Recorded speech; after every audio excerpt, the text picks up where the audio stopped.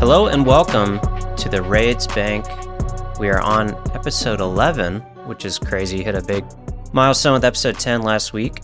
I'm joined here, as always, with the two greatest podcast hosts in the world in the industry. We have Heartless and Poplo. How are we doing, boys?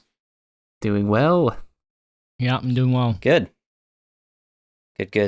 So this week, Jagex didn't drop any, huge updates. So we have a fun episode planned, kind of some theory crafting. But before we get into that, we do have some quick clan updates. If you'd like to be included in this short portion of our top three or so, join RaidzBank. That's one word with a Z, RaidzBank. That's our in-game clan. You can join as a guest, ask for an invite, and of course, join our Discord in the description. This is how you join the community and become a part of these quick shoutouts.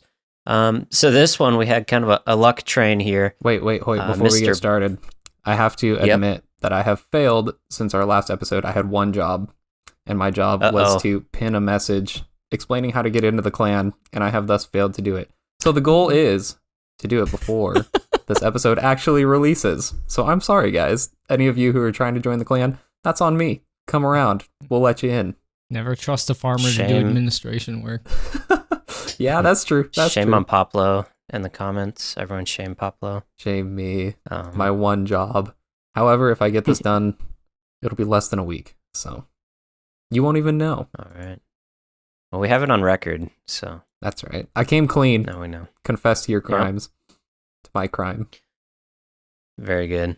Well, you guys heard it from the man himself. There'll be directions in the Discord on how to join the clan.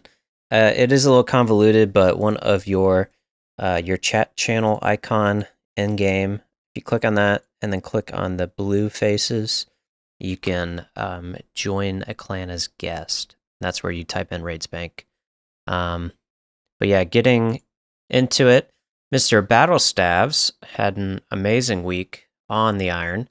Got 2 Rev weapons, the Scepter and then the Crossbow. And this just opened the floodgates. He told his buddy Wadpinger to go test the waters. The temperature's hot, go test your luck there. So Wadpinger then pulled the Scepter, completing the trifecta of the Rev weapons for himself.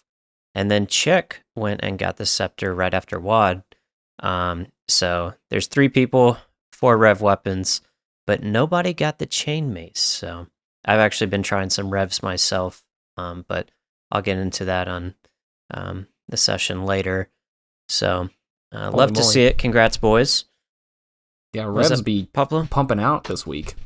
That's awesome. Yeah. Congrats. Yeah. Everyone go get a little slice of Revs. I love to see it. That's awesome.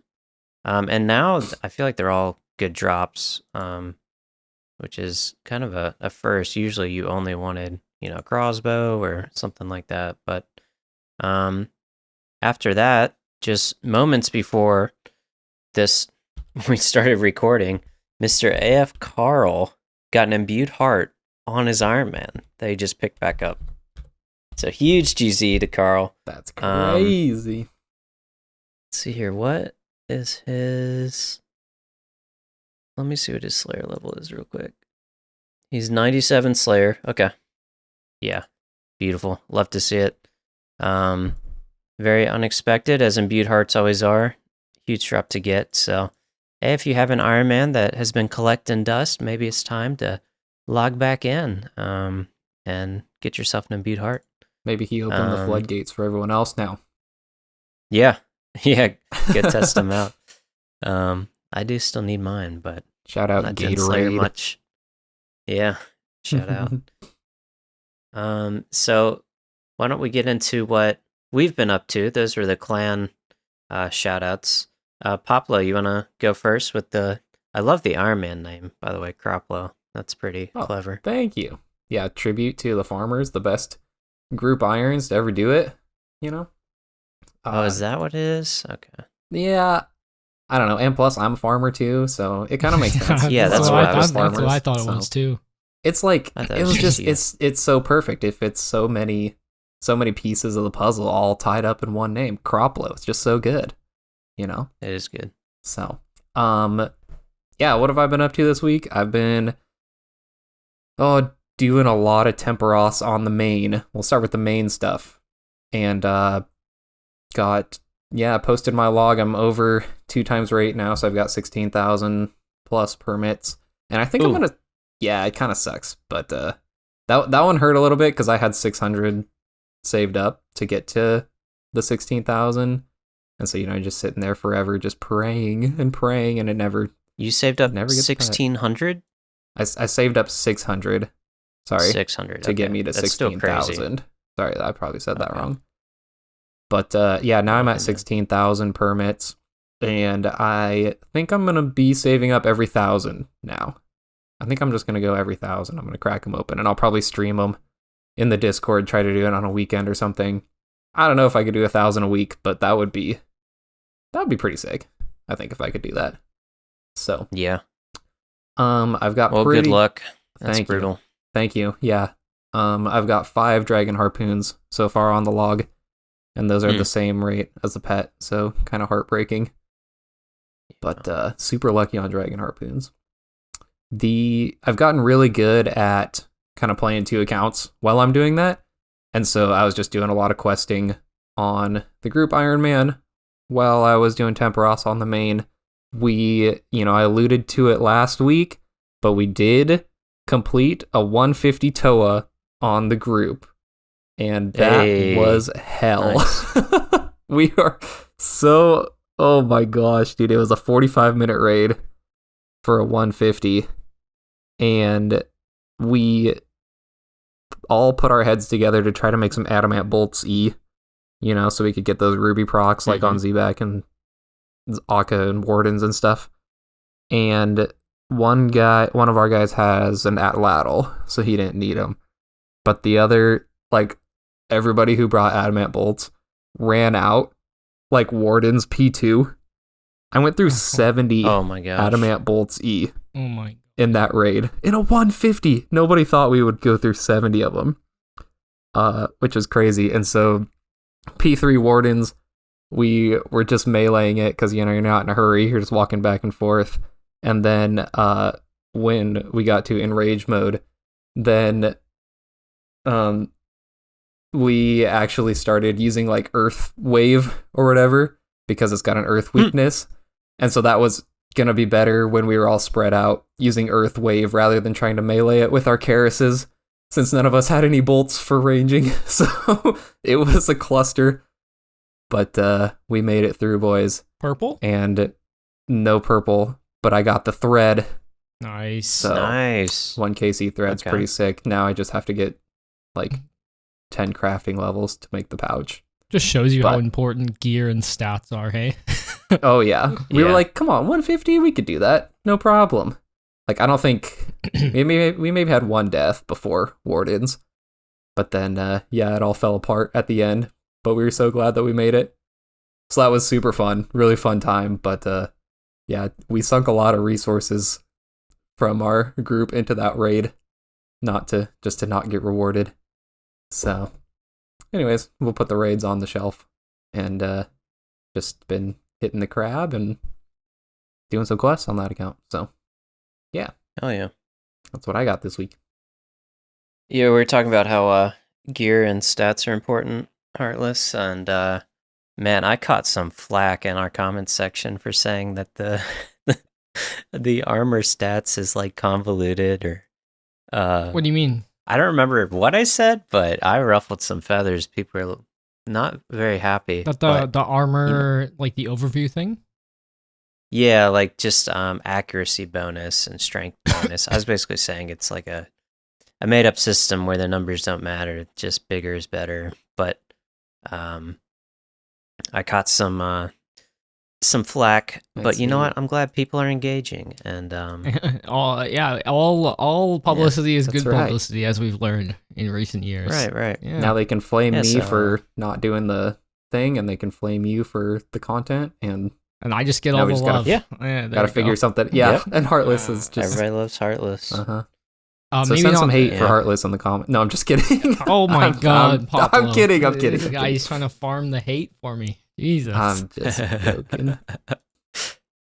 No, it's just I was just saying maybe for a new player it might be over stimulating, but no, it's they're obviously not genuinely confusing. But I just thought that was funny, and we brought it up. Heartless, you got 99 agility on the podcast last week. Yeah. So now, what are you up to these days? Just blast furnace mostly. I might sound a little weird. I'm fresh off of freezing at the dentist, so the left side of the face is a little frozen. South freeze. That's right. South freeze. freeze. 1, 2, 3 on the teeth. The dentist caught all his freezes. It's been pretty fun just blast furnacing away. It's only fun because the XP rates are decent. Yep. The rest of it is pretty shitty. You're just running back and forth. So I hope it's over soon. About 5 million XP left, so probably a couple weeks at the rate that I'm playing right now. Nice. Yeah. What about you, Hoyt? What have you been up to? I have, they say sometimes days happen in weeks and weeks happen in days. And this is one of those times where some weeks happened in days.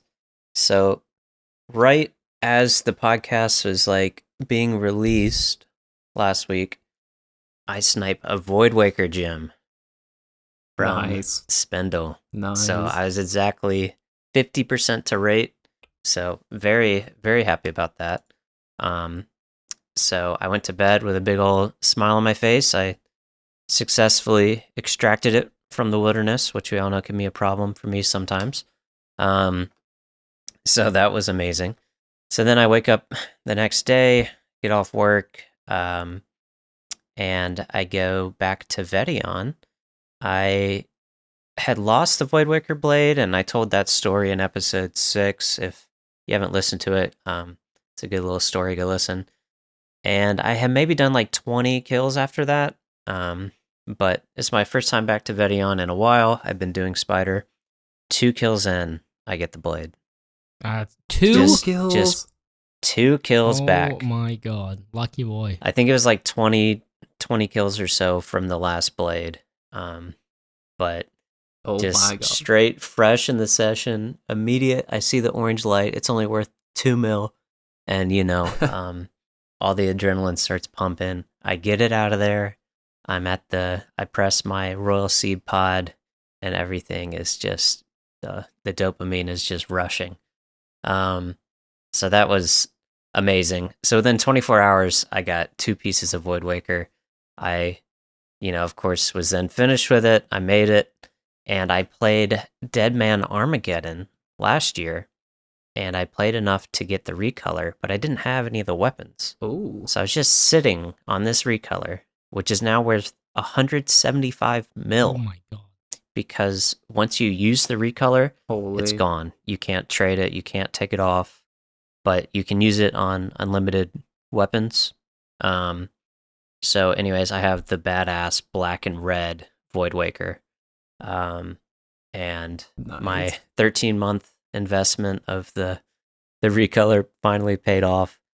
You can also use it on the AGS, the Nightmare Staff, and the Dark Bow. I don't have any of those. How long did it take to get that, and what was it like? For the Deadman recolor? Yeah.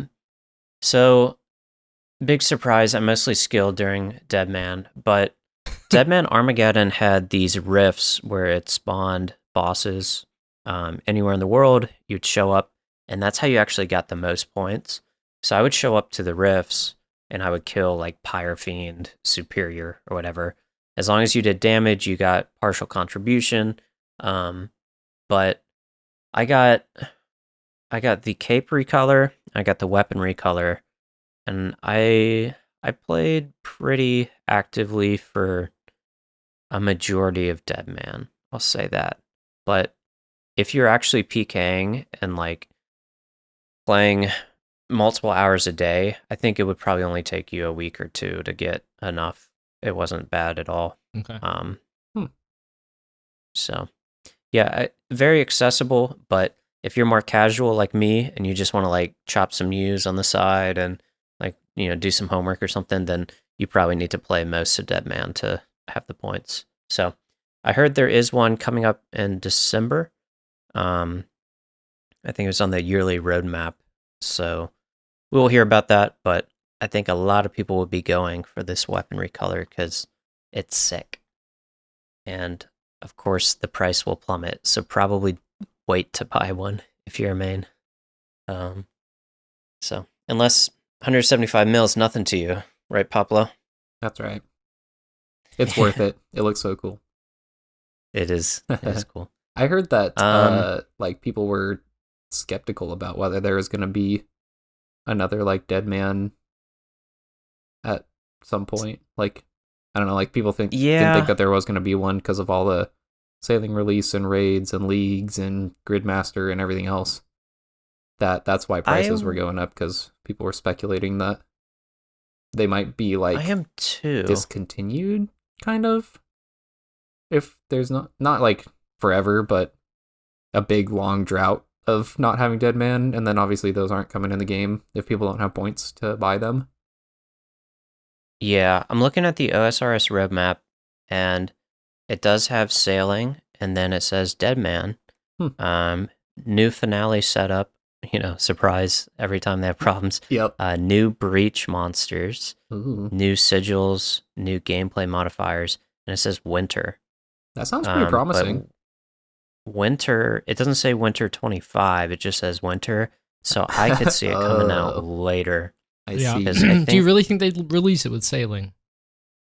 Hell no. Right. So No, it's after sailing. I just don't know how long after. It's going to be a while, like probably March, like February maybe. I was going to say February, yeah, late February maybe. Okay. So yeah. I recant my statement about December. I had heard that from someone else, but looking at this map, it just says winter. So yeah, I think maybe February, maybe March. Is March still winter? Depends where you live, but it is to them. Yeah. Cool. And then the only other thing I got up to, because that whole Voidwaker thing only lasted like 20 hours between those two, I got addicted to Revs, and it's 1 in 586 at the nights, Sculled on task, and I'm at, let me give the exact number here, I am at 877 with nothing.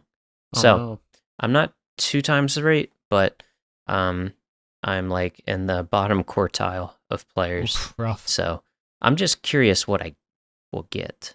But now that I'm done with the Voidwaker, they're all like kind of useless. So I'm just full addicted. I mean, they're still really fun if you ever do Slayer, because points is crazy in the wilderness. You love the points there.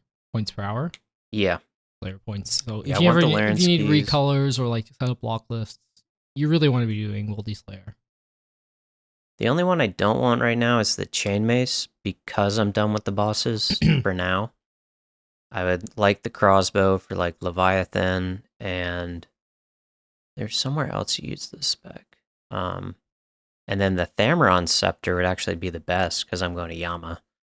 Why do you need it there?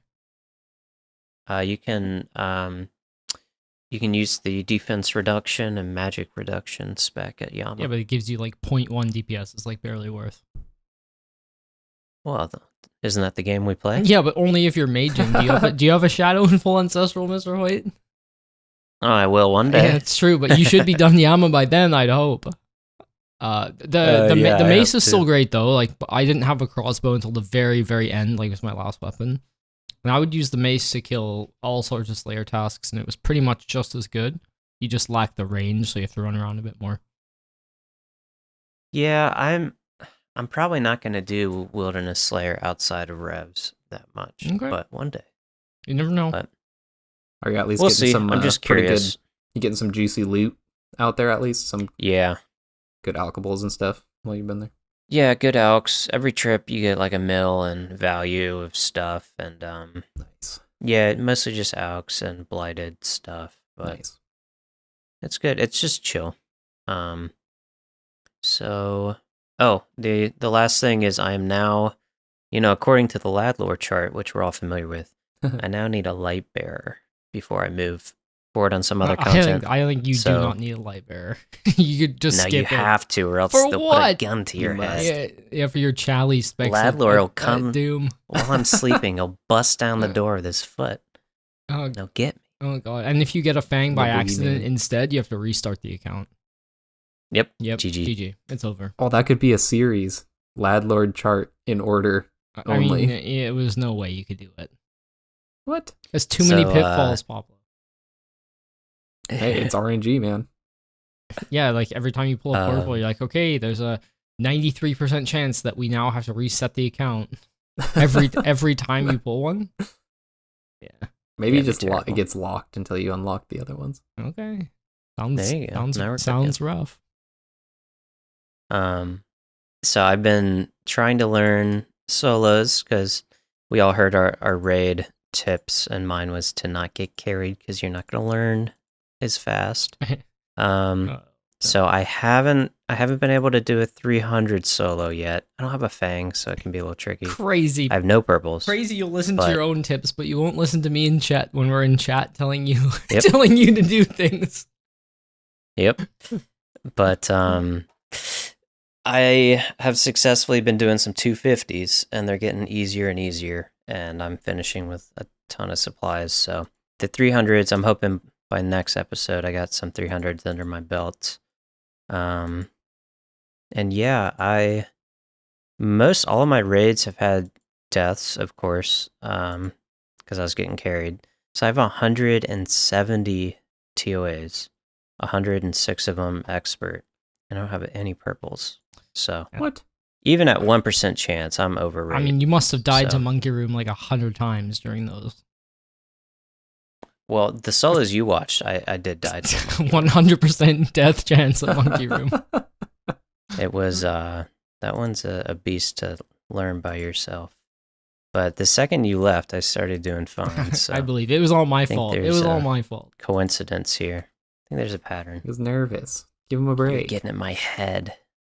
Yeah. I've never seen someone lock in harder for TOA, and I respect it. Definitely muted. Mm-hmm. For Monkey. Yep. I mean, it has to be done. When Heartless is in there, you gotta def. It has to be done. Gonna rag it. It's just gonna get in your head. You're terrible, Hoyt. You'll never finish Monkey Room. No, it was me saying, Hoyt, you should use Ancients until you understand Monkey Room, and then Chet, our other friend, who is also Grandmaster, saying, Hoyt, you should use Ancients for Monkey Room. And then Hoyt saying, I don't think that's what he said. I think I'm good. Yeah, I need my Thrall DPS, man. That's like half my DPS at bosses. Imagine. Yeah, but just think how fast the other rooms are. He can take a death, because his other rooms are so fast with Thralls. Oh no. Don't fall into the trap. I support you, Hoyt. So, thank you, Pablo. I need it. That's why you're here, to help balance. I'll just say, my friend Shane, who is a very good gamer, has done lots of Toa. He still uses Ancients, and he's pulled 9 Shadows. So I think the record speaks for itself. Yeah, I mean, anecdotes don't make for good advice, now do they? Yeah, that's true. Well, I would trust someone with 9 shadows. Yeah. You know? Have you ever blasted 9 shadows at once? Like the DPS through the roof. That would be sick. 40 times just juggling them 40 times magic damage, yeah. Gridlock mode. Shall we get into the updates? All right, so yeah, that's what I've been up to. Kind of a lot this week, but don't always have such big drops to share, so I'd love to see it. Game updates. They released Interface Uplift Round 2. Round 1 was last week. So I'm just going to blast through some of these. There's maybe 1 or 2 notable ones. Desktop minimap, you can now right-click on the globe, and you can hide the minimap, minimize it, so it just shows your health orbs and stuff. Apparently this has always been on mobile, and I didn't know that. So this is really nice if you're doing like Blast Furnace, like me right now, and you don't need the map. That's an insane tip. I didn't know you could do that. Yeah. You can do it on mobile as well, because it's so annoying on mobile sometimes. Yeah, I use it a lot on mobile. Yeah. Close chat, close inventory, close. Damn, I didn't know that. Makes your screen feel like twice as big. Thanks, boys. I'm gonna use that tip. Yeah. No, this is really nice. Something I didn't know I really needed. I've obviously I've used a plugin to hide my minimap, but it's so tedious to scroll and click the gear icon, so I don't ever do that. But that's very nice. So yeah, just right click on the globe icon and you can show or hide minimap. Next, this one's for all the tobbers that are listening. You can now right click and quick start Verzik. So no more talking to Verzik and listening to her witty humor or personality. And this is just nice, good quality of life. Many misclicks will happen in our future. Yeah. Yeah, starting it from. Oh shit! I started Verzik because you've switched it to left click. Why'd you start? Yeah, there's gonna be people dropping pots and Verzik starting. It's gonna happen now more than you'd expect. Oh yeah. Mm-hmm. Oh yeah. I also heard that you get an extra tick on the start if you quick start it. Cool. That's actually kind of huge for karma. Huge. Oh my god, the new tech. Right. Yeah, it's gonna be strong. It's gonna be powerful. No, I can already hear Karma saying that. It's P1 rec is dead because you can't do the unequip drop at the same time anymore. So can't you just start it the old-fashioned way? Can't you just start it the old-fashioned way? You can start it the old-fashioned way, but there used to be a plugin where if you had the Dawnbringer, you could unequip it and drop it in the same tick, rather than switch your weapons and then drop it in 2 ticks. Is that plugin dead now? And yeah, that plugin was alive for a while, and then they said, no, you can't actually do that. And so P1 Rec is dead now. I'm sure there'll be new tech, though, to speed it up. I'm not worried about them. Oh, yeah. They're always in the lab coming up with things. Yep. Oh, yeah. Not getting KC, though, eh? No. We're going real quick. I haven't got a KC yet today, but we're going real quick. That's a classic. That's good. We've been going really fast. Oh my gosh. So after that, we have the Rune Pouch interface now has 10 spots up from a previous 4. And you can now label them with boss names. I'm not sure why you can't type in your own names. Maybe they didn't want inappropriate things, but I mean, I don't know. I mean, they should probably do not take a look at our clan if they're looking for inappropriate names. They're all over the place. Yeah. The things that sneak by, I'm surprised they're even worried about this. You'd be amazed. Did you see that they spelled one of the bosses wrong on the drop-down list? What's it called? Well, I'll leave it a little scavenger hunt for you guys. Okay. Go find anyone who's out there. You can find it. Poplo will give you the bond that Heartless promised. No, I thought we were doubling up. The 2 bonds. After last week's. That was a massacre last week. We're not going to talk about that. It should be going in the other. It should be going the other direction. That's right. Anyways, you can see it in the update screen, but there's a little Easter egg for you. Well, not an Easter egg, just a mistake. They spelled it wrong.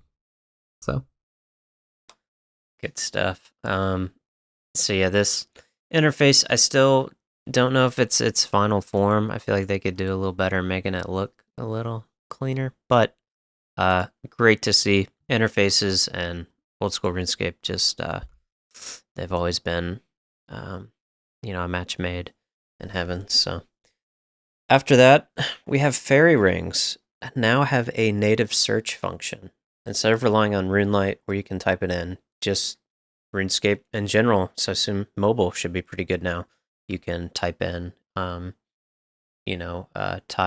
Bowanai and it'll pop up with the fairy ring instead of having to scroll through the menu and look for I always hated how it showed you the region first. It's Misthalin, and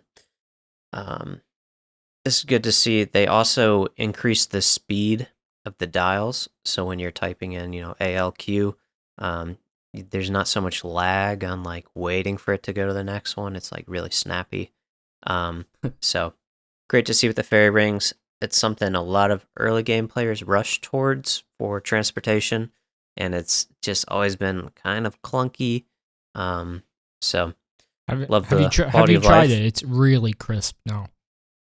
I haven't, no. It's like shockingly fast. It's really crisp. Before it would go like spin slowly, but now it really tears. So it's a great update. Yeah, it always felt just so slow. I'll have to go try it out. You can also favorite up to 10 fairy rings. This is awesome. Thank God. You could only favorite 4. Just like the rune pouch interface went from 4 to 10.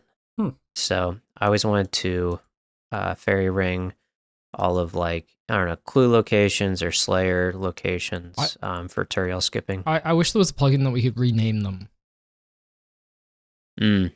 Yeah, but you'd have to select from a drop down of boss names. Yeah, I guess. It's not inappropriate, right? No, that's true. Yeah, it's hard to remember exactly like what they're called.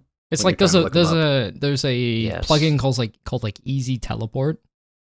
And it basically everything that has dumb names like the Pharaoh Scepter, like they're all Jalskavad or whatever, it changes them to their locations. And the same goes for like the weird pendants with towns that you don't know. Like the new pendant of ATs, yeah, it's changed to like, Delve Boss, Gemstone Crab, etc. It's that's cool. Easy, it's called Easy Teleports. It's really nice, and you can even customize them yourself. So you can change them to whatever you think is more like whatever you maybe use the teleport for. So I changed the Gemstone Crab one to Delve Boss, I think, because that's what I use it for. Cool. Yeah, I like that, but I use the Clue Helper plugin. Will say use the Pharaoh Scepter to Jalsavra, and then I right click it, and it shows like, the ancient pyramid or the necropolis. And I'm like, yeah, then you just have to memorize one step. Yeah, it's almost always the first pyramid, right? Unless it's the elite clue. It's like I got 2 plugins to make the game easier, and now it's become harder because fighting against each other. I see. Yeah. So yeah, good shout out. I use that plugin as well. It's great. The best thing it does is it changes the diary cape. So if you've got the achievement diary cape, it makes them make way more sense. So instead of saying Hacius Canacious, it will say like Lumbridge or whatever. Way better. Yeah, or Twiggy Oakhorn. Twiggy Oakhorn will say it. Yeah, it's much better. Yeah. Or very Draenor. good. Up now, they're gonna get you in the comments. You're done. How dare I? Bud. You're done, bud. The Dark Wizards are gonna come for me. That. And my RuneScape podcast? I don't think so, but next they have an awesome update that I've wanted ever since I got into clues. After you finish a stash unit clue step, you can just click on the stash, it'll unequip the items and store them. So you still need room in your inventory to equip them yourself, but now it saves you a step of taking your 3 pieces off and then depositing them. But you do have to enable this in the settings.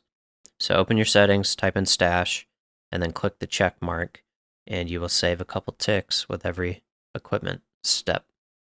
Love to see this one. Yeah, that's really nice. Yeah, now they just need to auto-equip if you're... But what are they going to do when you have armor on? I see why they didn't cross that bridge. Good to see. Next, combat achievements. Now remember what you were looking at. So in the past, if you exited and reopened, it would go to the overview screen. And it was so annoying because the combat achievements UI is so clunky because they're trying to put in so much information in there. It's always been pretty unintuitive to, find the boss that you want and the tasks, and the filters are crazy, but it'll now remember where you were last. So if you close and reopen, it'll go right back to the Yama, CAs that are incomplete and Grandmaster tier, if that's what you're looking at. So, love to see that. Next, we have the Port Phasmatus entrance barrier. There used to be like some dialogue options and crap where the ghost is like, woo. So there's no more of that. You just click on it. And you love to hear Hoyt's woo impression. Woo. Yeah, that was good. Clip it and ship it. We need a plugin that replaces that dialogue with my audio cue to jump people out of their seat. You can replace sound files but you have to go into the back end. Yeah. Let me set that to whenever my Slayer task is complete. Yeah. I didn't know if it was a surprise and a happy woo or like a ambulance woo or it was a ghost. It's a ghostly woo. It's a ghost. It's a ghostly woo. Woo. A ghostly woo. Yeah.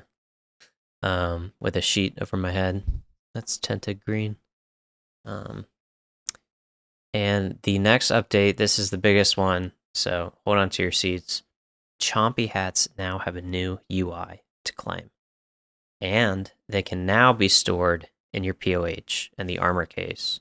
So, I mean, everybody was dying for this update. They were protesting in Falador, very upset with speaking to rants and having to click so often. But it is nice that they've updated this for all 8 people that will use it this year. So I'll be headed there for some clue spots, but not for a while because, man, chompy hunting is rough content. Amazing. Up next, yeah, just beautiful. Glad dev time is going towards that. No, it's okay. And this is a quest that a lot of early game players interact with and want to collect their helmets, so whatever. It's not like early game players interact with the clan system, so it's fine. Right, yeah, no. I mean that small indie team. Chambers of Zarek now allows you to send your rewards straight to the bank. So this is awesome. Last week they had updated like the top death chest. So it seems like they're just taking another look at any reward chest, and this one is nice. Usually with Chambers, you have like some open inventory from the brews and stuff, or you can drop them, but not having to do that is very nice. So send them straight to the bank when you get your dynamite and saltpeter and pure essence. Don't put that evil on us. Come on. No, that would never happen to you guys. Just the people who don't listen to the pod. That's what they get. That's right. Yeah. And I'm going to save this next one for last. I'm going to jump. Trading restrictions have been changed in the PvP. So add this to the list of things you need to remember when you enter the wilderness. Apparently, people were using alts to deliver food and potions during a fight. So now, if you've been in combat with another player, you cannot pick up food within the last 15 ticks in PvP areas. I already encountered this annoyance with Revs. I would use an alt to skull up on, but I would drop a piece of food so I can unequip my weapon, attack my alt, and now I cannot pick my shark back up for another like 5 seconds. It's so annoying. It's so dumb. That is. But this is, I assume, to stop people from, like, if they've caught someone deep and there's like a long extended fight, there's no escape for either person. It's usually an outlast if one person's not better than the other. So I assume if you freeze someone, stand under them, and then you can quickly trade an alt. I don't know. I'm just guessing. Yeah, there's probably like five people in the PKing Discord that complained. So that's why we can't have nice things. All right, give us this last one, Hoyt. This last one, it's a big one. I'll get you guys' opinions on it. Sunfire splinters at Doom were removed from the drop table as an integrity change. They claimed that Doom was about 400 splinters an hour to begin with, which means it'd take 375 hours of Doom to charge a Dizana's quiver. So, 375 hours, obviously, this wasn't a huge source of them, but it was nice. Certainly helped. They claim that by having them on the Doom drop table, this significantly impacted their value and devalued the Colosseum. However, most players would argue that it's the bots that are farming wave 1 resets. They certainly would argue that. But lastly, Jagex plans to release a future activity designed specifically around getting more splinters. So we'll see what they're cooking up. Surely that won't be able to be botted. Yeah, surely it's not like woodcutting or something. As someone who's about to have to, as soon as I max, I'm probably going to go to the Colosseum to get my Design's Quiver, because I haven't fully charged it because I didn't have a scythe. I was waiting for it. But now, basically, if I want that max cape, I need a fully charged Design's Quiver, so I'm going to have to go do like 20 runs. It would have been nice to go to Doom first and, maybe cut 10% off what I'd need to do at the Colosseum, but nah. Yeah. Oh well. Sad. Bots ruin another thing for us. Poplo, what you think? Yeah, it's not the Doom that's the issue here. I think that it fits perfectly on the drop table, but an additional thing, whatever. If you don't mind, Poplo, if you're like a lower level player, Iron Man, or if your main doesn't matter, you just buy the splinters, but this is specifically an Iron problem. If you're an Iron and you get an early quiver, which is doable with kind of crap gear if you have the skill, I'm sure you would agree with that, Poplo. You could probably do it not soon on your groupie, but you'll get it reasonably early. It's reasonable to do 1. It's unrealistic then to just grind out 25. Like, it might be a lot harder, take a lot more time. So instead of doing that, you can just kind of upkeep by doing the Doom, because you really don't need that many shards to upkeep an uncharged quiver. No, not really. I mean, you can also use it uncharged, which is like totally fine too. But what if they just moved Sunfire splinters to like wave 3 or something, or I don't know, took them off the early, or wave 6, or like, I don't know, at the end of the run you just get more, like instead of putting them, like spread out throughout the like waves 1 through 8 on Doom. What if they just, okay, now we take them off of 1 through 4, and then 6 through 8 you get double, and then it's just the same for everything past 8 or something like that.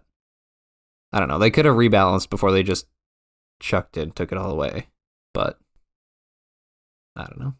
I like what I'm realizing after reading this is the inconsistency here. So they're starting out with saying, guys, you didn't get many from Doom anyways.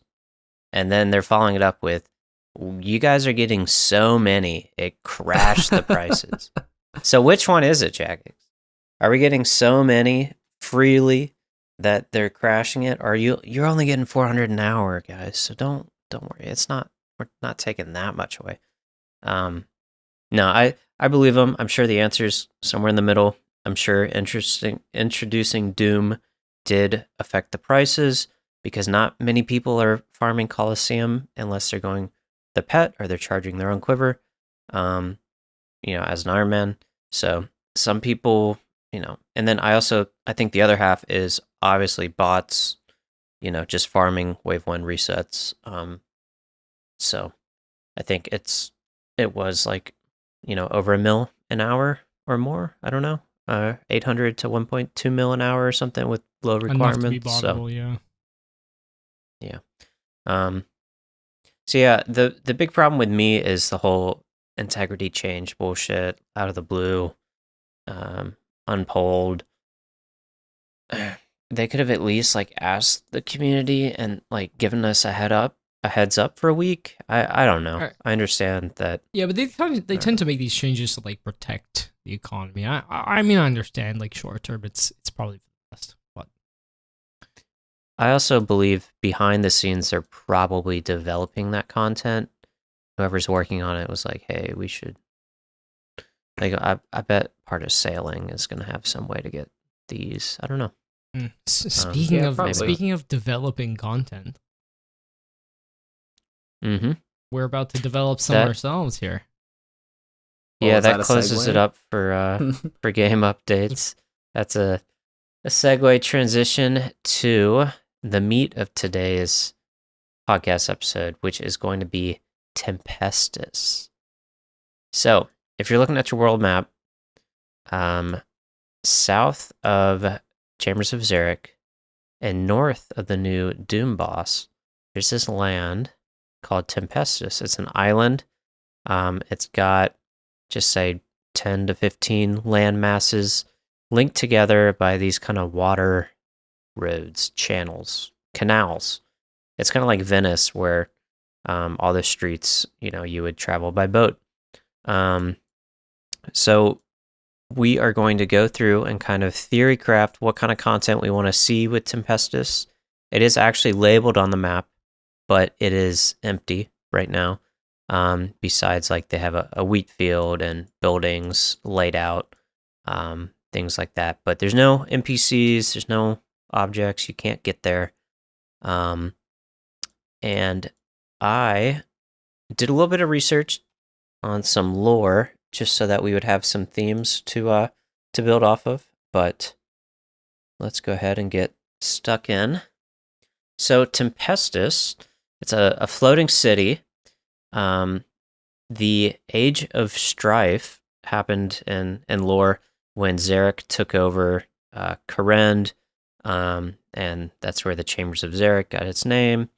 And there were 3 groups that migrated away from Xeric to form Varlamore. So I believe this was like 1,000 years ago. So the 3 groups were the Talcasti, the Paracans, and the Varlamori dwarves, which were Mkando dwarves. So we all know the dwarves are now under the mountain by Relis's Rise, the Camtorum. That's where the dwarves are with the Moon's Apparel. Now, the Talcasti are kind of this new group of people we've seen with the latest launch of Varlamore with Doom, and they have the Mesoamerican kind of art and history, and all the names have like the T's and L's together and the K's. They're hard to pronounce. So those are the Talcasti. And again, they were kind of modeled after this Mesoamerican, like the Aztecs and Mayans, things like that, which is very different from the Civitas Illa Fortis, which is, of course, Latin. It's more of a Roman theme. Those are the Paracans. So the Talcasti and the Paracans lived in Civitas Illa Fortis for 100 years, and then they had a population problem. The city wasn't big enough, so they said, let's go to Tempestus. Let's populate this new area, have a second city. And Tempestus was overrun by hill giants and a giant cloud titan. So if you go to Civitas right now and you go to the museum in the north, you can see this huge armor on the second floor. That was from the cloud titan. So they defeated the cloud titan, they defeated the hill giants on Tempestus, and then they settled and built up this huge thriving city. The last thing I'll include here with lore, Tempestus is known for a college of bards. So bards are in many RPGs. They have like the lyre, the harp thing, and they play music, and they're jesters.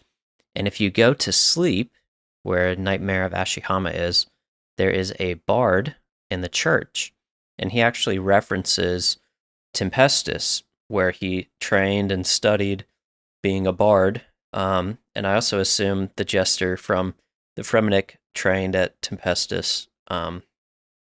So yeah, they have hill giants, they have this giant cloud titan guy who is the big bad, and then they have the College of Bards. And that's kind of all that we know about them. So yeah, I'll take a drink of water and kind of open the floor to just some first thoughts about this. I clearly think sailing will be incorporated because there's no way to get to each piece without it. We know a lot more about that than I was expecting. That's really cool. the lore and all that from it is like already in the game. So, do we know when did this like landmass appear? Did it come out with the Varlamore like expansion and stuff? Like part 3 or part 2? You know, when they Yeah, I think it was supposed to come out. It was in the original Varlamore pitch. And I think they didn't have time to do it proper, and I think they wanted sailing to be a core part of it. Mm-hmm. So they said, let's just put it there and make it like, make everyone guess. So it's been around for a while, just nobody knows what it is. Because it hasn't had anything. Yeah, and they put it in the lore, in the game, but it's always just been a concept or theory. And then the actual landmass didn't get dropped until part 2 recently, the Final Dawn. So, yeah, cool stuff. I tried to do us justice and learn a little bit of the lore. You did well, Hoyt. You did well. Yeah, I got a dry throat talking. That's okay. I don't mind taking over. I actually have an idea for like the whole. Do we want to go with our ideas, or do we want to just discuss something else first? Yeah, I did just I wanted to go through it kind of controlled, like skilling, then Slayer, then bosses, then raids, but I'll let you have the floor and just kind of walk us through it. What are you thinking with Tempestus? Well, I was thinking like, just because the platforms aren't necessarily attached, it could have a sailing, it could be involved with sailing, but I was thinking it was more teleportation, so you could step on little stones to teleport from one platform to the next. Or clouds. Kind of like Cloud City style. Ooh. Yeah. I was also curious because a lot of these like society, like Mayans or Romans, are a little more like primitive than what the rest of RuneScape is. Like they use birds to teleport, right? So I was wondering if this location would be kind of like almost their College of Science, where they're starting to experiment with new things, and you come along to help them out. This was my theory. So like College of Bards / College of Wizards in a way, where they're starting to learn a little bit about magic. So I had come up with like a totally magic-based mini-game, essentially, with rewards. Well, I can save those for after if you want to talk about its more deep implications to skilling. Yeah, you actually just remind me of this crazy lore I heard. So I'm going to come right back to this, but I had to share. So do you guys, I spacebar through all the quests, but I like listening on YouTube to lore stuff. So do you guys know why the Stranglewood is like cursed and how they're like vines with like blood and stuff? Does any of that make sense, or did you just think, oh, it's like a horror movie? I'm not really a lore guy, so I don't know. I just kind of spacebar through. Yeah, I'm not sure exactly. There were these groups of people, and I forgot their names, sadly. I should have written it down, but they were like called the Ancients or something like that, and they're like these Ents. They're like half tree, half nature-y, kind of like, think of like nature spirit type. And they were experimenting with magic, specifically like putting their soul into the earth so that they could live forever. And while they were doing this, there was like a blood parasite that completely created the Stranglewood, and it like took over this energy they were creating to try to harvest for good, turned into bad, and that's how Vardorvis. That's why they're like blood, but it's also got this weird like thorns, and like it's like part of roots, and it travels under, and it has its own brain, like the Stranger Things. Oh my gosh. I thought that was crazy lore, and I wish I read the quest more, but I got that efficiency brain.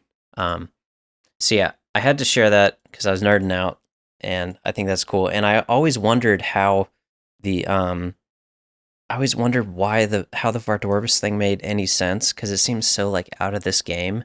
Like it just seems like Resident Evil stuff, which is badass, but it's RuneScape. So I do want to open this back up to Tempestus. So skilling, Heartless, you kind of mentioned, sailing and magic. Was there anything else with like skilling you particularly wanted to see here? No, I mean, we don't really have a music-based skill, because that's what like bards would be famous for, right? Would be they're musicians. Right, yep. And if you think especially like D&D, But yeah, their kind of subset would be magic. Like, I'd imagine that's the closest skill we have to what a bard would be into in this game. Yeah. Yeah, definitely. It's gotta be magic. Bards are all about like buffs and power-ups, so yeah, that would make sense. Maybe a new spell book. Yeah, but potentially. I don't know. I'm thinking, imagine you're like doing some. Okay, you go. I really like, College of the Bards doing the music. Imagine you go and you're doing some like wood cutting or fishing or even sailing, and then if you play certain tracks, it like gives you a boost or something. So like you're out, you play Sea Shanty 2, boom, your boat goes twice as fast once you've completed Heartless's minigame or something. Or like as a reward, what if you start playing some music tracks and it like buffs you? Because that's, I don't know, that's the only magic or the only music thing that I could think of is get that RuneScape soundtrack going. Get that playlist set up on loop. That is so smart because it's already in the game. Yeah. There's already an interface. There's already play buttons, tracks. And they've already got like, they can tell what music you're playing, right? Because obviously like for Clue Scrolls, you have to play a certain song for some steps. So, yeah. What if I'm thinking, and then the culmination is RuneScape Guitar Hero, where you're just playing tracks like crazy, trying to get a combo and star power. So you can mine faster. Are you too familiar with Monster Hunter? I love that game. I've never played, but a good friend of mine is a big fan of it. They have this so Monster Hunter, instead of having like classes, you have weapons. And I'm not a huge Monster Hunter guy, but I played one a little bit. And anyways, each weapon has its own playstyle. You have to learn the combos and stuff. But one of them is this big bagpipe. What's it called? The hunting horn. Poplo? Is it just hunting horn? Thank you. And you have to learn how to play this hunting horn, and it's pretty complex. There's like a bunch of buttons you gotta press in the right sequence, and then it buffs the party. That would be badass. Wouldn't translate to RuneScape that well, but I like this idea, and I think a lot of RPGs already do it, and Bard is just a class you can play. So. Yeah, maybe they're going to come out with more horns. Well, I'm going deep down this rabbit trail. More horns, the Yama one. It doesn't work super great, but you get into PVM with like 6 different horns in your inventory, hitting them all at different times. Your team is just going loco style. You're swinging for the gringos. Thematically, it's on point because bards are all about like the most OP thing about bards is bard song, right? Like they can buff up your entire party in D&D. So it makes sense. They're like very much a AOE support. So that'd be cool. That'd be pretty cool. Maybe like a horn based team. Like you're supplying your team with buffs basically, but not yourself in a way. I was thinking of the lyre that you get to imbue from Firminix. Oh yeah, an attachment, an enchant. I think it's already enchanted lyre, but or lyre. I don't know how to say it. I think it's lyre. But some attachment for that, and then Poplo, you got me thinking like, oh, you wear your music cape and you get like an extra 1% on each buff. And, the music cape. See, there's music all over the game when you just think about it. Yeah, and maybe like the I don't know what the lyre or another horn gets a spec that is like maybe just better than like a dragon axe spec or something when you're woodcutting. You get a +5 boost or something instead of +3 or. I don't know, something like that would be cool. Music would be into skilling off. Music would be a decent way, genuinely a decent way to balance a minigame too, because the more progressed your account is, the more music tracks you have unlocked, and therefore you could lock certain things behind certain tracks if you have a minigame based thing where you have to like go around, build an instrument, and play a song for someone, keep going and doing it again, etc. Well, one of the problems I see with RuneScape with like skills is trying to get them across the whole game. And we've seen that with sailing. They have to think about how it incorporates the entire world. But with this, music is already in the world. So I'm not suggesting they release a skill. They were saying if they wanted to expand on this, it's already incorporated in the game. So I think that makes it even easier. I think as a new skill, like, you know, that was part of one. I think that got pitched, maybe just like on Reddit or something, but like the barding skill as one of the new ones. Yeah. But that didn't. General Tractor, I think. Yeah. Yeah. Which, I mean, it doesn't really fit as like its own skill, but we've always kind of talked about having different roles for like raids and stuff, and never really having like a support role raid or in like a raid. And so maybe this, I don't know, is like has more connotations to being a support role as a bard. Everybody loves bards, man. Yeah. Yep. They're awesome. And they're rich in the medieval culture, so it's not even a stretch. Cool, okay. So what do you think, Hoyt? Did you have any skilling ideas? No, I mean, I was just thinking of like a sailing Barracuda trial through the city would be cool. And you can like watch people from like where you are. I think if they had sailing through the city, and then I really like Heartless's idea of these like clouds you can like teleport around and like, you know, you can watch people, just like entertaining. You can take your RuneScape girlfriend down one of the nice channels in one of the boats. Yep. You know? Oh yeah, we'll have Poplo paddling when we hold hands. That's right. And Heartless is playing the accordion on the seaside. It'd be sick. Love it. Up next, I have Slayer mobs. So this is very like Hill Giant themed. That's who they, you know, kicked out of there. And there's a Cloud Titan. So I was just thinking of like what new NPCs they could put here. And also it's got like that Slayer theme. So I do think the Griffins would definitely go here, which haven't come out yet. But of course some Hill Giants, but maybe with some blue clothing to show that they're from the Cloud clan, you know, or maybe white robes or something on them. Cloud Giants are a thing in D&D as well. Oh, okay. Yeah, they could just release Cloud Giants. And they're a type of Hill Giant for Hill Giant tasks, but they're, you know, maybe better Slayer XP, good alchables for like low levels or something. Yeah, anything else you guys think of NPC wise? No, I think that would be a cool way to go. Like some upgraded Hill Giants, basically.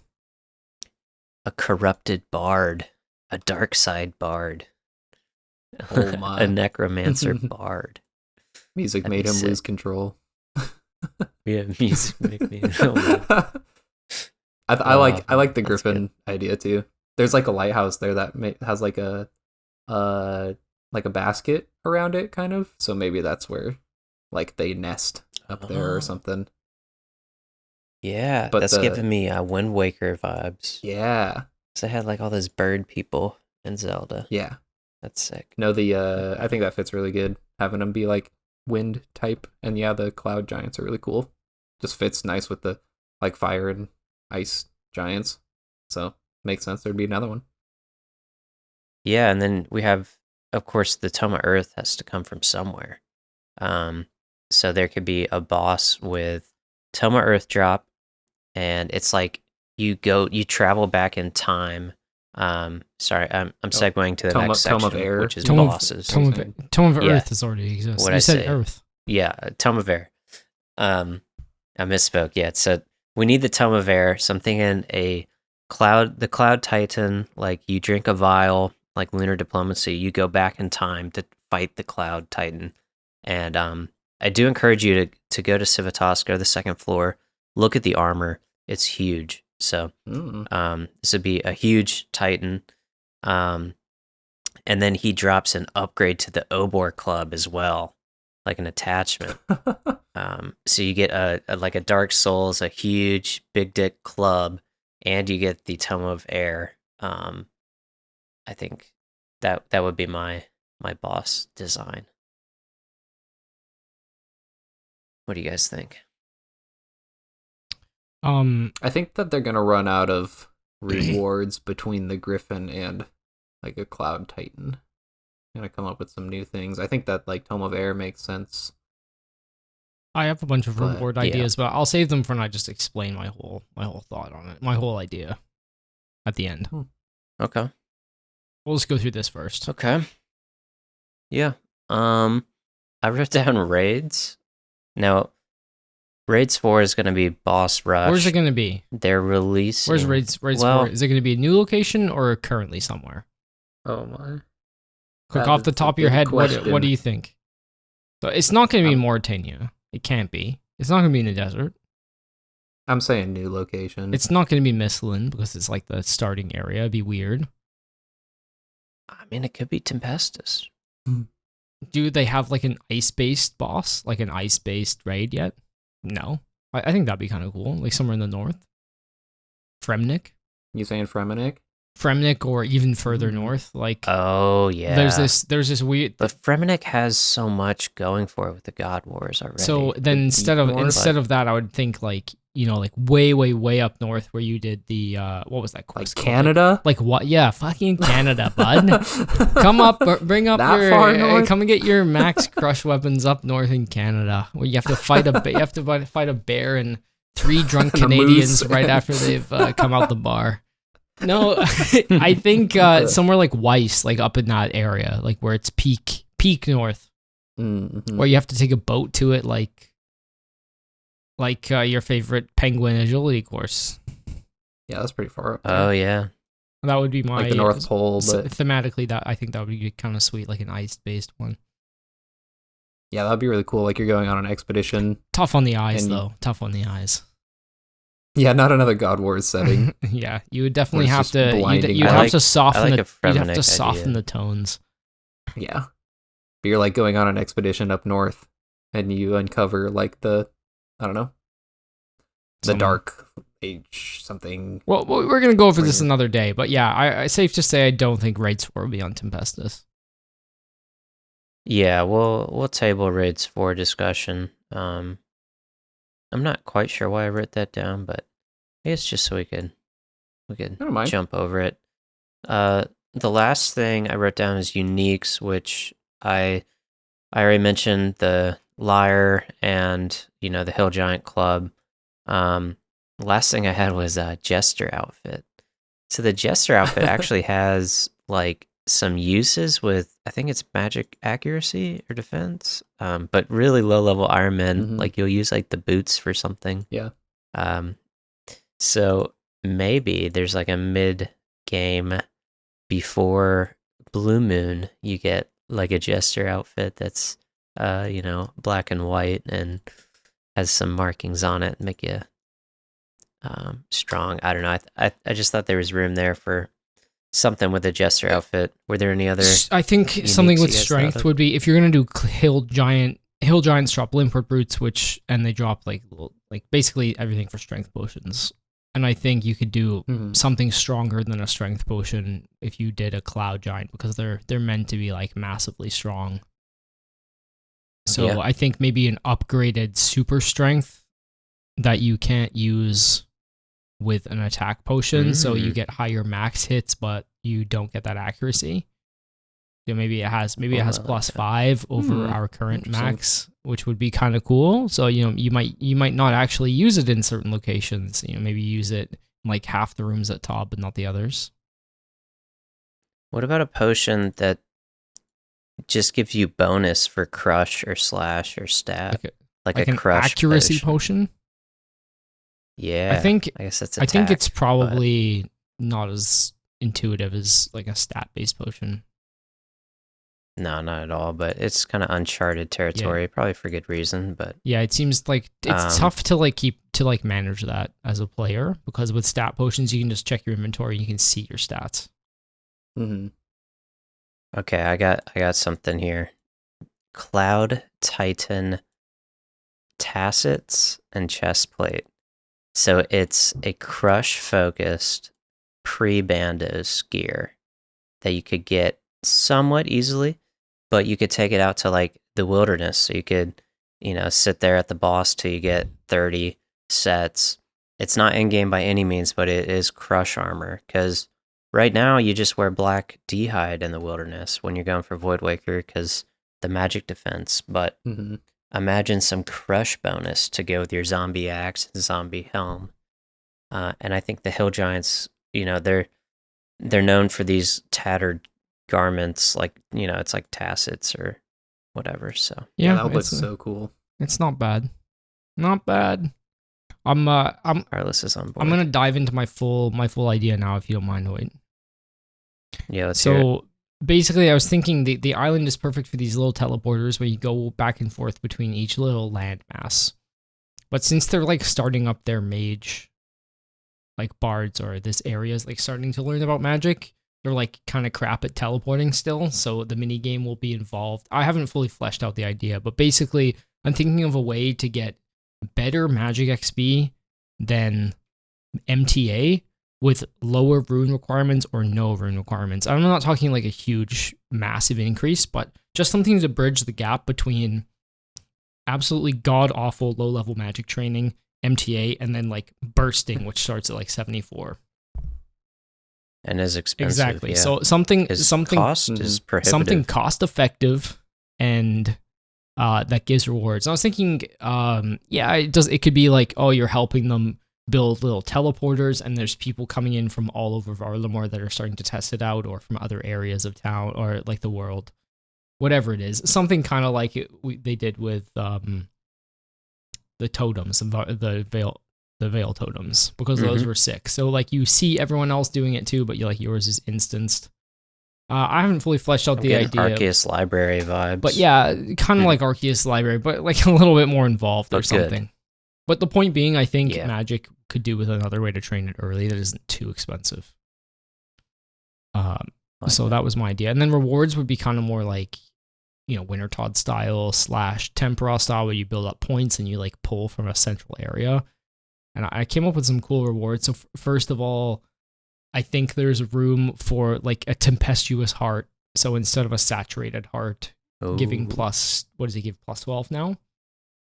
Having a tempestuous heart that gives +5 or +6 permanent for like 5 minutes, the same as a saturated heart. So it's not nearly as good. Like a good magic potion, but it's like better than a magic potion. Yeah, and it lasts 5 minutes.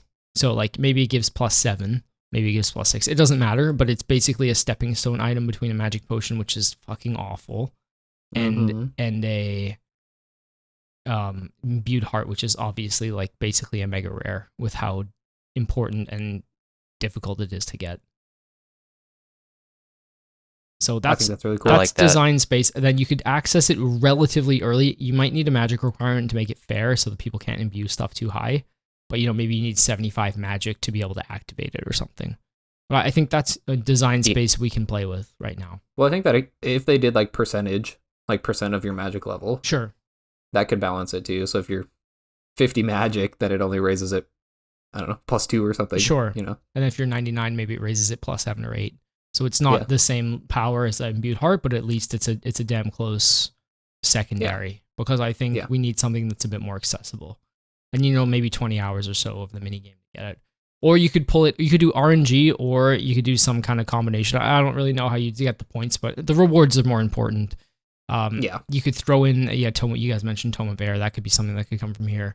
I was also thinking about teleports and being able to like manipulate the teleports a little bit. So this is kind of a crazy idea. I'll start with the less crazy idea first. Just a couple more infinite jewelry tokens. So maybe they're ultra rare, but you can get an infinite version of the dueling ring or the games necklace. I think it's time that we get those.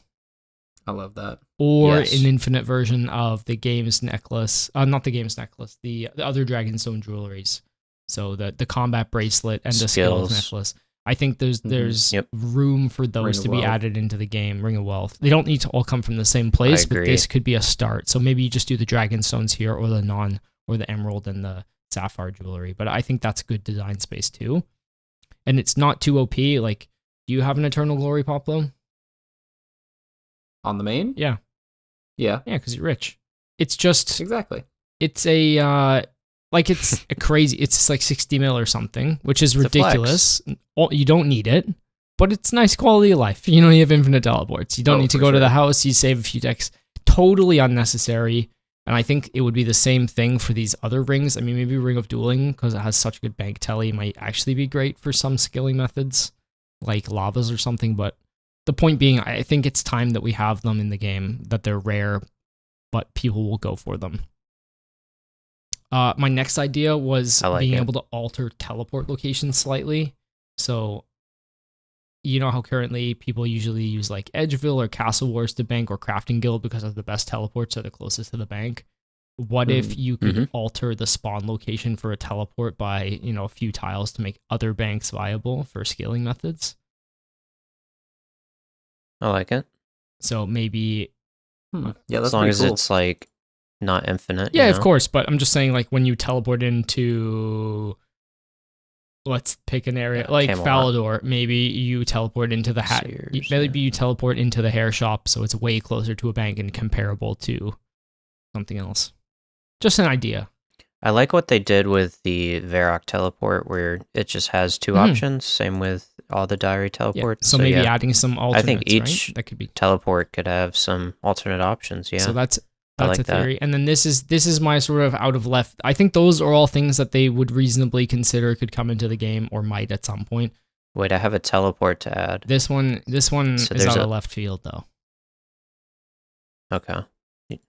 So what if the pinnacle... Okay, you do yours first because yours is connected, and I'll go with my extreme idea.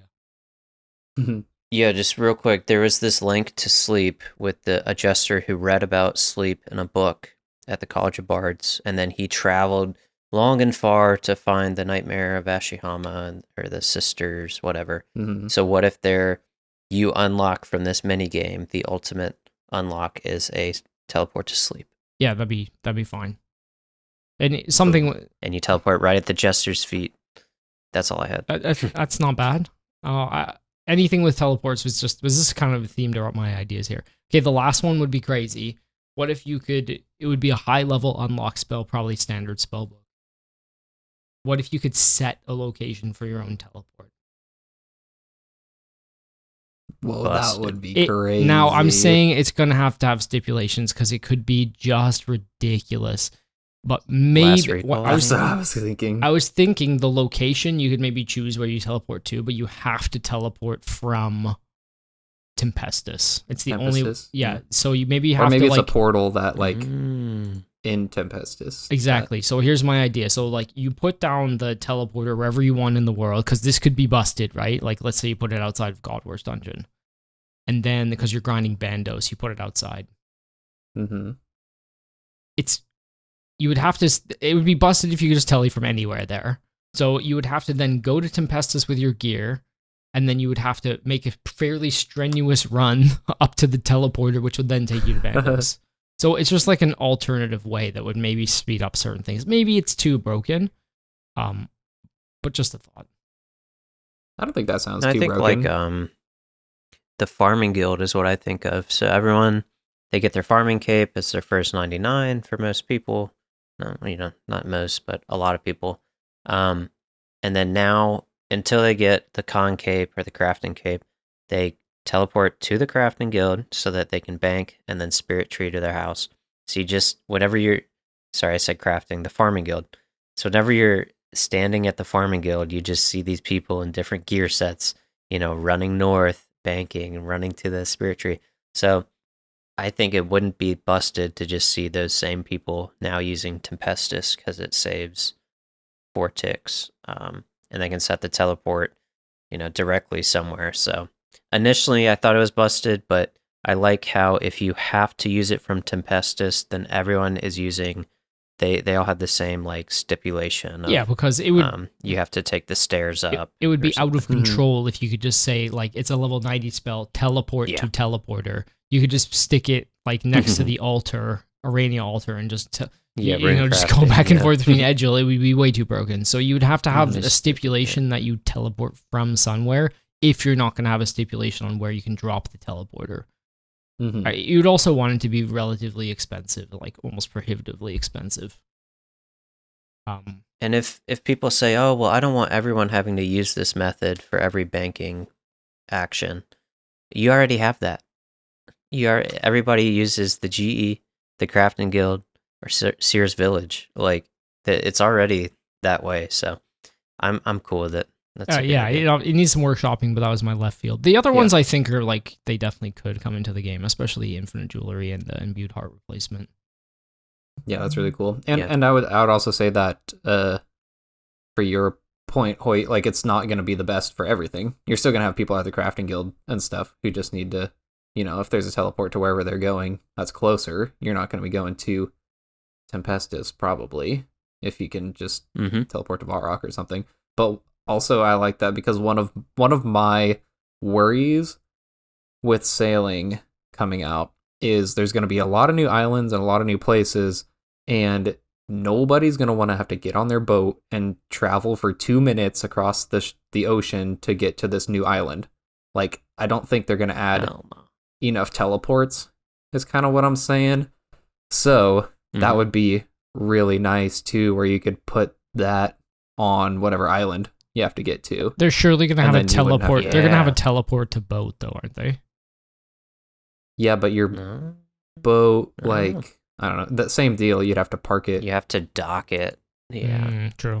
I really didn't like that. What if you had to go to a different island or something? They're also, weren't they talking about doing like the boat recall wizard or something, where if you left your boat somewhere, you'd have to go and like if you pay a fee, pay a fee or get it back or something. Basically. Is that a thing, or is that scrap? I seem to recall that, or if you crash your boat too. Yeah, like if you run into thunderstorms and your boat has a health bar, you die quick.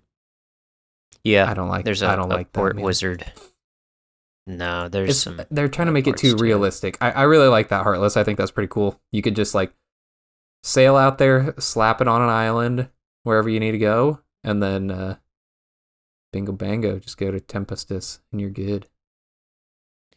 I was thinking of another quick idea here. So in a lot of RPGs, a bard is a ranger class. So if you select bard, you're going to be using a bow and arrow.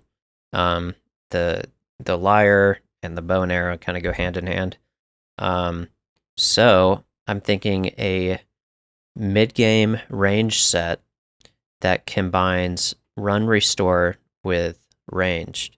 So you could use it at places like God Wars, where you're running around the room and ranging Sarah or Bandos. Because right now, you just do Crystal and Bofa. But if it had something that was worth it so that you didn't have to bring... I know they did an agility rework, but something with a little bit of the agility run energy plus a range set, and it's like the Bard school. I think that would be cool. Or maybe just a bow. Maybe you get your winged feet or something. Yeah. Yep. Before the pegs. I like that. I just think because ranged has the unique combination with stamina. I mean, sometimes with melee, you're like chasing things like Venenatus or Spindle. I'm always out because the webs and I'm chasing it across the room. But I don't know. Any closing thoughts with Tempestus that you guys wrote down and wanted to throw out there? I'm looking forward for it to come out. Yeah, sounds neat. Good stuff. Well, let us know in the comments what you guys think of our suggestions, theory crafting, and maybe your own ideas yourself. And who knows, maybe next episode we'll go over some of the cool ones.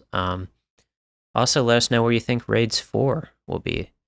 And while you're commenting, drop us a nice rating, 5 stars if you enjoy the show, and a subscription. They all just help us get in front of more people. So we can keep giving you guys content. That 5 stars, it goes a long way. Yeah.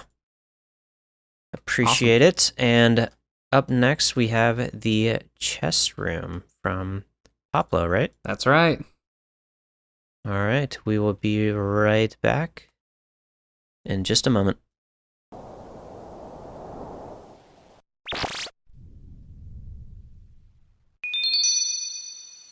All right, and welcome back from that super long break. Unfortunately, we don't have another commercial this week, which would have been amazing to throw in there. But send some in. I love how we say welcome back after it's been like probably 6 or 7 seconds for the listeners. Yeah, exactly. We can do something different. But. You know, it's been who knows, 2 months in podcast land. Nobody knows. So it's also been 6 seconds for us too on this one. So anyways, we're back with the chest room, the segment where we just pick a random topic, RuneScape or non-RuneScape related, and surprise the other two hosts with it. This week, it is I, Poplo's turn to come up with the topic. So last week, I had a crushing defeat from Heartless in drop rate Price is Right. So that was really fun. Go back and listen to that if you haven't heard that. And this week, we're going to stay away from the game shows because I don't want to embarrass myself or anybody else. But the topic that I was going to ask you guys about today is about content creators. And I know as RuneScape players, we're always looking for new content. It could be RuneScape or non-RuneScape related. But just was going to see who are some of the content creators you guys are watching on Twitch or YouTube, or kind of what you guys like to watch, or content that you guys like to consume other than RaidzBank podcast right now. So I can kind of start while you guys kind of think about it. Sure. But I kind of have a list of some people that I really enjoy or worth checking out. Maybe you guys have heard of them. But does anyone want to throw any out? No, you start. You start. Okay, cool. Yeah, so I really like, while I'm working, I really like to listen to podcasts as well. So some of my favorite podcasts, one that I really liked and I've listened to for a really long time is called the Stuff You Should Know podcast. I don't know, have you guys ever listened to that? Oh, you still when it came out a long time ago. Okay. Yeah, so basically, it's two guys from Atlanta, Georgia, and what they do, they've got like probably thousands of episodes at this point, like been on for many, many years, but they just take a topic or a couple topics every week, and they just like talk through it on their podcast, just like explain every aspect of it. And it's literally random. It can be anything from science to history to like how the zipper works, or how like some current stuff in politics. It's just any topic, literally. They did one on like matcha tea. They've done it on psychology. They've done like the planets or the sun, and they just, any topic, nothing is off limits. And they just do a really good job of explaining things really fairly, really interesting. I think they're hilarious, both of those hosts. And I just really enjoy listening to those guys on Stuff You Should Know. I think you just described the History Channel when I was growing up, and I'd wake up in the middle of the night, and it's like a factory of how they make Skittles. Yeah, exactly. How it's made and shit. Just random stuff. That's sweet. That's peak like man content. It is. Like, fiance walks in the room, she's like, "What are you watching?" It's like, it's how they make zippers. Peak farmer content right there. Yeah. Yeah. And what I really like about them is they've got so many episodes that when they drop one, if I have no interest in it, honestly, I'll just skip it. They've got so much more content that I just listen to a lot of things that, if I'm not super into history, so if it doesn't sound super appealing, then I'll just skip that one. Oftentimes they do a really good job of making the non-sounding interesting ones like very interesting. But yeah, that's one of my favorite podcasts. Each episode is about 45 or 50 minutes, and that's a really good one. So that one, I've been mostly watching like YouTube, some RuneScape series, and some of my favorite ones have been, have you guys ever watched Ingus? He does the, I camped this boss for this many days and now I'm rich. Money making guy. Yeah, basically. Big editor too. What's that? He goes way over the top with editing. That's kind of his like thing. He's great at it. Yeah, his editing's really good. I really enjoy watching Ingus. I will say some of his content has been the same for a while. It's because he was on hard mode top for like 2,000 kills. That's why. That's really funny because I saw his video come out and I immediately looked him up on the high scores because that was also when I was going dry for the dust. And then I was just checking to see, like, he was like, I think like 1,500 KC without the dust. So he was up and coming. I got mine on like 1900, but anyways, no spoiler alert, but he didn't make it to my KC, so I can still say that I'm drier than he is good. He's a good watch. His videos are long. I'm sure you can mention your clan friend Coxie at some point. We'll get there. But the only thing I don't like about both of their videos is not the quality, it's the fact that the footage is like 6 months old. Yeah. That's the only downside to both of their content. It doesn't feel up to date. That is true.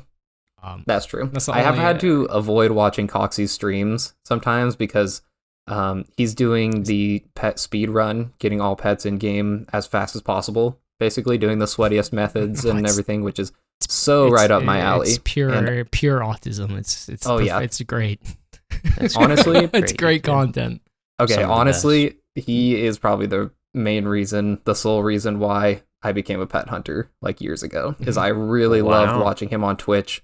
I was there when he got his Bandos pet on the alt.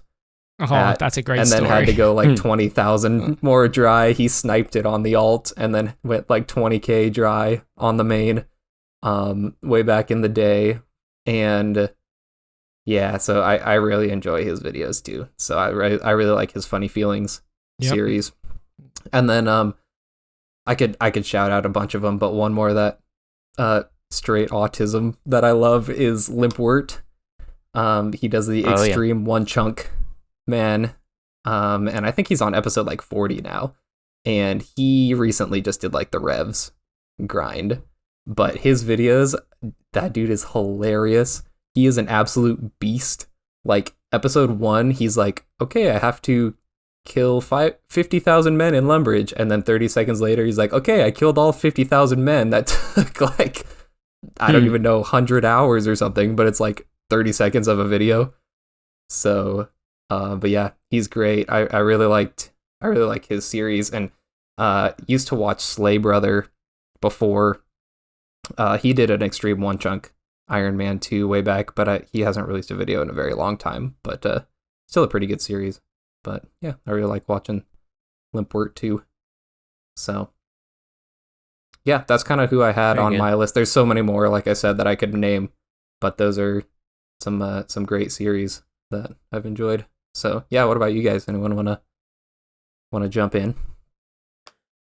Yeah, Heartless, why don't you go, and then if you have to head out, I can do my section. Yeah, sure. RuneScape wise, I mean, there's just too many series to not name. Poplo mentioned Limpwort. The Cold One has a series right now with a hardcore, so does Bodhi. They're both good content, and they often both release quite long videos, so they're fun to watch.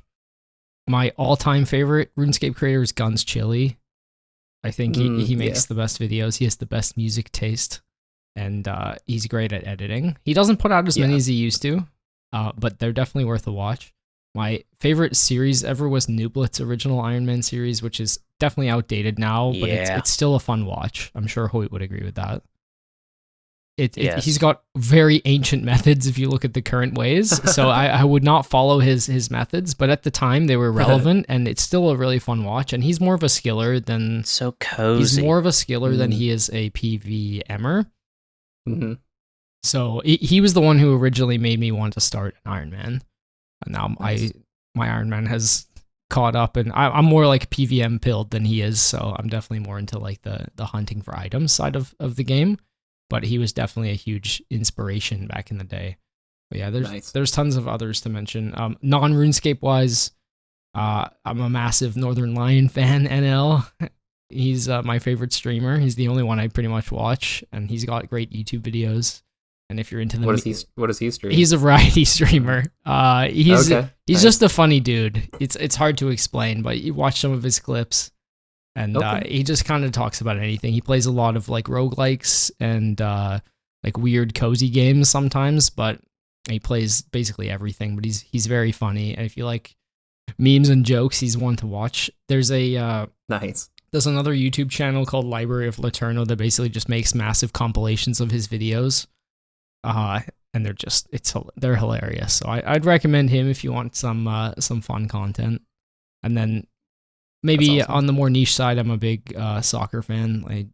My family's all from England, and that's where I was born. So I'm a big Liverpool fan. So I follow a lot of soccer content as well. So yeah, like nice. Football Ramble, and then a couple other podcasts that I listen to as well. So yeah, that's pretty basically it's coming home. Yeah, England national team is a little bit different, but yeah, Liverpool is fun. I tend to watch all the games with my dad every week. One bad thing about it is that because all the games are on in the evening or afternoon in the UK, your early kickoffs. God forbid there's a lunchtime kickoff. It's like a 4 a.m. game. But there's a bar in town that hosts the matches, which is pretty cool. So if I don't want to watch it at home, sometimes my dad and I will go down to the bar and catch it with all the fans at like 6 a.m. It's a good time, man. But yeah, being a West Coast British soccer fan is challenging. Yeah, I really like watching Premier League and stuff, but just getting up early on Saturdays is sometimes just so difficult. Yeah, it's we talked about mornings; they can be tough, but it's a bit more fun when you got a match to watch. But these days you can record it and watch it a bit later, so it's not the end of the world. But yeah, those would be my sort of go-tos right now. Hoyt, do you want to take over? Nice. Yeah. So I just went through my subscription list on YouTube, which is deep. I'm a big YouTube Andy. No, the subscriptions. Oh, okay. Yeah, no, much safer. Much safer. And then I tried to pick people with less than 100K subscribers, just so we can show some love to the people who need it. Yeah, so it's Will, Bodie. I love him, dude. It's so funny. Oh my gosh. He's a funny guy. Up first is actually a friend of the podcast, and who knows, maybe we could be lucky enough to interview him. But Mr. Noob Type goes by New Type, one word on YouTube. 11,000 subscribers, but you guys all know him. He's a household name since Toa release. But he genuinely is a crazy good editor, and he spends, I'm sure, 100 hours on some of these videos. Tons of work go into these, and he has the best music of all time for all of them. So check him out. He's the guy who got he sacrificed a ban to do a 770 solo attempt ban on Toa because it was a loophole where you could do super hard content. And then he also did the 27 Awakened Leviathan in one inventory. No stun Awakened Leviathan, a million things. Yeah, check him out though. Demon at the game. He's absolute insane. Demon. Great guy. Yeah. So yeah, that's Noob Type. Up next we have Whale. Whale is a Twitch streamer that a lot of people know on Twitch, but right? His YouTube content. Yeah, UIM. Giant mustache. Giant mustache and just hilarious humor. Like if you like Will and his type of humor, you'll like big Whale. Mustaches. Big mustaches, right. Yeah. If you like mustache guys. Highly recommend Whale. I love whenever he drops a video. It's kind of rare, but it's because he spends a lot of time. Like he'll rip a ton of like new upgrades in one big video. After that, we have Travag Games, TRAVAG. Oh yeah, and this guy fucking pumps content, dude. 130 videos, and he's in the lab all day thinking about RuneScape, man. So he's big when like leagues come out, all the Varlamore blog updates. He likes to calc things. And this is the handsome guy who does the skilling updates, right? Yeah. I know you talking about. He's got the Temperos 2.0 firefighter method or something that he did a video on. Yeah, I'm pretty sure this man's a beast. He gives out 20 permits per game. Yep, that's what I've been doing. Early guides. He's a monster when it comes to these like tech videos. Would highly recommend. He's like the closest thing to a professor or something. He's so professional. It's like not scripted, but it may as well be because he doesn't waste any right time. To the point. It's just he's a class act. I'd love to have him on here too one day. We'll see. But he deserves even more attention. He's got 51,000 subscribers, but yeah, check him out. Travag Games. Sorry if I mispronounced that. Up next, we have Double Shine. This is the league's GOAT, and he is just full of optimism. Like, the dude, you know, when you just meet someone and they're just so happy, that's just what he comes across as. You kind of have to when you're making videos, but it seems so genuine from him. And he just cooks up every single league, like, you know, routes, guides. He loves leagues, but I'm sure he does a lot more outside of that. But for Gridmaster, he's already started pumping some videos out. So wow, check out Double Shine. Damn, Hoyt, really do it. Huge picks. Yep. Next we have Multi, MOLTEA. This guy's a big lore guy. He's the one who makes an hour-long episode about every ruler in RuneScape.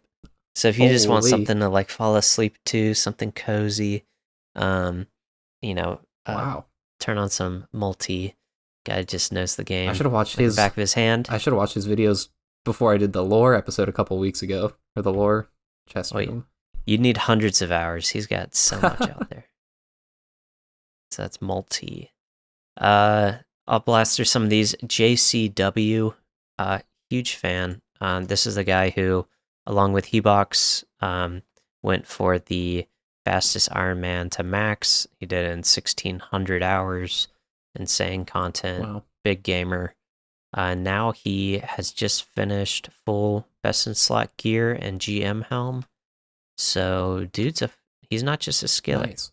What do you think? He's going to be going for a 200 mil Slayer rank? Or sailing, I mean? No, rank? Because his 200 mil all account is a level 3. Right. Which is crazy. Yeah, that's wild. I've heard the name, though. Gamer. Yeah.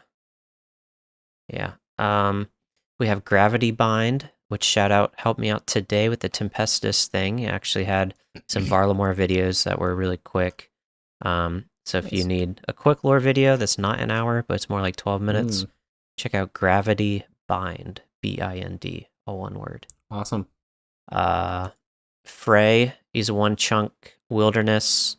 Mauritania actually start, and then he went up to the wilderness. He won a golden gnome, so it's not like he needs more attention, but I watch all his videos. He can be frustrating in the early days because he like loses some big items and it like guts me to watch. But like a Voidwaker blade? Just another. Yeah. Got him. Well done. Well done, Pablo. Right? Well done. Thank you. That was a good one. Yeah, you go. Outside of RuneScape, we have Idle, IDYL. He does cover RuneScape, but he's more of an MMO guy, so he does all MMOs. Highly recommend. He loves Old School and shouts it out constantly. Idle. That's awesome. We have Waydot, who's very similar to Idle. He came from RuneScape, and now he just does all MMOs. I watch all his videos. And yeah, for the sake of time, I'll leave it there. Those are kind of my initial quick picks. But we are so blessed to have such a huge content creator scene. It's really big, and we can't go any further. We got to mention our friends of the show, xpwaste, the boys. Definitely doing their. I was gonna interrupt Poplo. Yeah, they I was saving the best for last. They've been running for a long time, and I go fairly far back now with Oxy Michael. I've known them for quite a few years. They're good lads, and there might be a little collaboration coming up in the future. So, a little teaser. A little teaser. Yeah, and they've always been like what felt like a sister clan. A lot of our clan members do their bingo. A lot of their clan members do our bingo. We've always, of course, been friends. I was on a bingo team with Oxy at least once, maybe even twice. But really great guys, and they gave us a shout out and immediately saw a big influx of good people checking out the pod. So really appreciate Oxy and Michael. Supportive. And go listen to their content's good, man. And they do video. You get to look at their handsome faces. They do incredibly long video podcast episodes. I know we pumped out a couple long ones as well, but they do some like seriously consistently long ones. So if you have a lot of time to, listen to pods, they definitely are worth a look. Yeah. Maybe we can drop their link in the description too. No, 100%. Just in case anyone who listens to us has never heard of them. For sure. Yeah, exactly. Yeah, right next to the guide you're gonna make. Yeah, Poplo, that's right. Get on it. Hey, whoa. Okay. I'd forgotten about that already. You cannot slip administration by Hoyt. He will catch everything. That's right. All right, Hoyt. That's why. Fair play. I got you. That's why he's got the silver key in the clan. He's the man. He knows everything. That's right. That's right. Well, wait. One last shout out. Go ahead. Cox Junk, Agile Tom. Oh my god, he's a different level. Insane. Yeah. Check out Cox. If you've never seen him, that guy. He basically completed the Cox log with nothing, like only in that chunk. But dude, yeah. You ever seen a man Tebow with a leather top and a coif? 2,000 CMs. Crazy. His best in slot is an Elder Maul, right? No, it's just Elder Maul. The Tebow, the range gear was like. Well, for melee, I mean.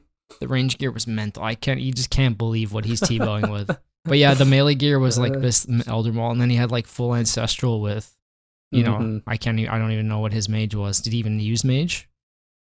Probably just I think he just T-bowed it. Just T-bowed the hand. Yeah.